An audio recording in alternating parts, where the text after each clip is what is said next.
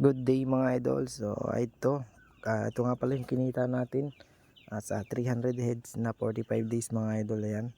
So maraming salamat talaga kasi ito na yung ating pinagpagudan, pinagpuyatan at sakripisyo sa ating pag-aalaga ng 45 days. Ayan, kumita na. So ito yung ating listahan ng ating kinita mga idol.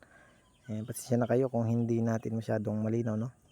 So, pero yan ay nasa 52,737 mga idol. Yan yung kabuuhan ng kinita ng ating 45 days to. So ayan, kung papansinin nyo, so, sobrang saya natin dito mga idol kasi siyempre isang buwan ba naman nating pinagpagudan, inintay at pinagpuyatan, no?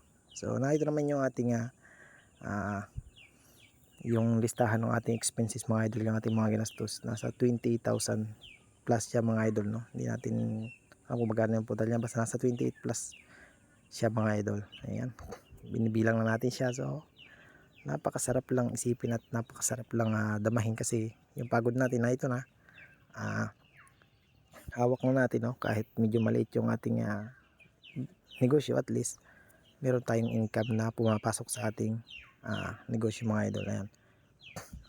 So, ang kinita ko nga pala dito mga idol, yung ating tinubo is nasa 24,000 plus mga idol, no? Kasi 28,000 yung ating gastos. So, nasa 24, kulang-kulang kalahati din yung ating tinubo mga idol.